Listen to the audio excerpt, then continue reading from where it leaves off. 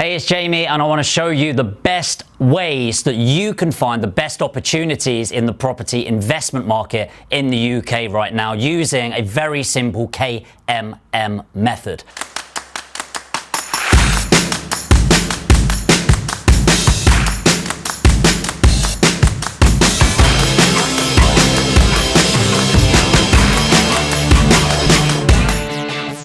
Okay, so this three-stage process is really so you can understand, motivate, and market to the right people as you're going through.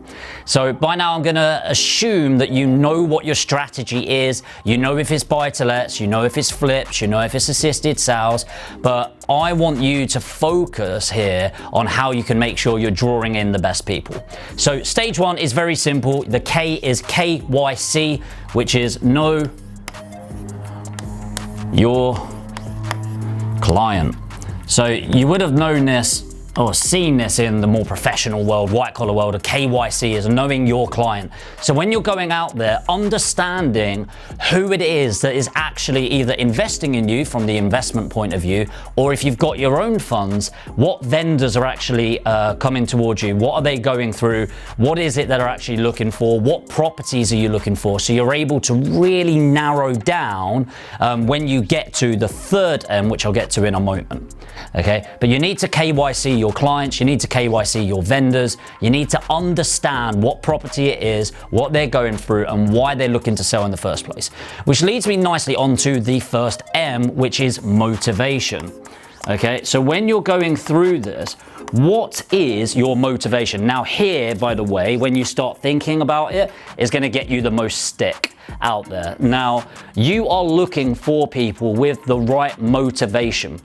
And it's all down to the wording, okay? So if somebody is getting rid of their house fast, are you looking for their pain points, or are you looking for what motivates them? Really, it's the same thing, by the way. Are you an influential person, or are you a manipulative person? It's the same thing.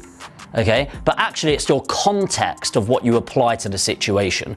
And a lot of you watching might think, well, what does it make a difference? You know, I'm looking for their motivation, I'm looking for the problems they're going through. It's the same thing. No, it's not. Okay, I think the way you're approaching something and the context or the intent behind something is very different. So when I'm looking at the motivation, the reason I'm looking for their motivation is I'm trying to offer a solution. So if somebody's in significant stress and they need to get rid of the property, and I know I can offer them 50 grand, but I know it works for me at 70 grand, I'm not going to be pushing for that £50,000 just because I can push as hard as possible. I'm going to be offering around that £70,000. Okay. Now, obviously, I'm an investor. I might try and get it at the 67, 68 mark because I know I can squeeze it to cover some more fees. But I think that's the difference between looking at the motivation in somebody's move rather than trying to take advantage of somebody. I'm looking for motivated people, not distressed people. A very different context, a very different intent. But it's important all the same. Call it what you want. Hopefully you've got the right intent. Obviously it could be dangerous if not, but let's assume they've got a great motivation. Now this is really important because your motivation and my motivation is to make money, right? Yes, you might have ulterior motives. I want to turn a house into a home. I want to help somebody out, but you don't see me doing it for free, okay? So let's not make out that we're Samaritans here. We're trying to make money on this, and I assume you're doing the same too. And by the way, that's absolutely fine. There's nothing wrong with that.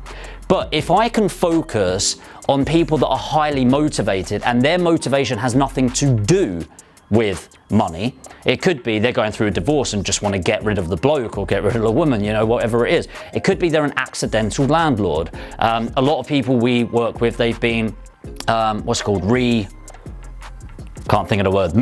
They're in the army and they're moving somewhere else for 7 years, so they just need to get rid. It could be they've inherited the property with them and their 4 brothers, and so actually between the 5 of them, 10 grand difference in price is only 2 grand each, okay? Just because your motivation is money, it doesn't mean other people's are. And actually, we've had it where we're getting a significant discount on a property. We're talking 25% discount on some properties. And some people from an outside point of view are going, that's disgusting, you know, you're making money doing that. Whereas the vendor has sent in flowers. to say thank you for helping them out so quickly. So again, it's all about the context of how you're looking at. And actually, we helped that person move on in a very tight situation. We had to complete on that property quickly, but in return, we got a fantastic investment opportunity. Okay, now once you know your client and you know the correct motivation, the final step, and a really important one, is get your marketing out there. Okay, now when you're out there and you know the motivation, you can use the right language. So if I'm focusing on somebody that's in debt right now and they're trying to get out of this situation, I'm going to have the right copy or the right words to talk to that person. Remember, when you're putting out your marketing, you're not trying to talk to thousands of people, you're trying to talk to one person 1,000 times. And if you can understand that person as much as possible, who they are and what their motivations are, you can talk to them in a much more personable manner than if you were just trying to get everyone in your market. And remember, when you're marketing, if you're going out there and say that's your potential market, for me, I'd much rather focus on this as a potential market. I know they're going through X, Y, Z motivation. And then maybe I'll focus on this small niche over here that might be 1, 2, 3 motivation. And then I might look over here. You can get my point here. I'm going with these really small niches, okay? And if you know your client a lot better, and you know their motivation, your marketing can be really targeted in that way.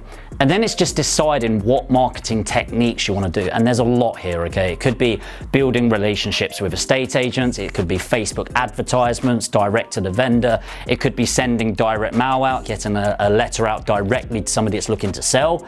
It could be leafleting. It could be bandit boards. It could be postcards in the local shops. There's a lot of different opportunities out there, and my recommendation is to break it down into a 70, 20, 10. Okay, so at any one point I'm testing 3 marketing methods, but I'm still going to have my preferred. So my preferred marketing method and technique is Facebook ads. I like it because not many people can do it, not many people know how to do it, and I get to follow people around the internet, which probably sounds pretty weird, but you know, it's not bad. If you think, what's the first thing you do in the morning? Probably checking your phone. And what's the last thing you're doing at night? Not that. Checking your phone, right? And then you're looking at your phone and I'm popping up. When you wake up, I'm in bed with you.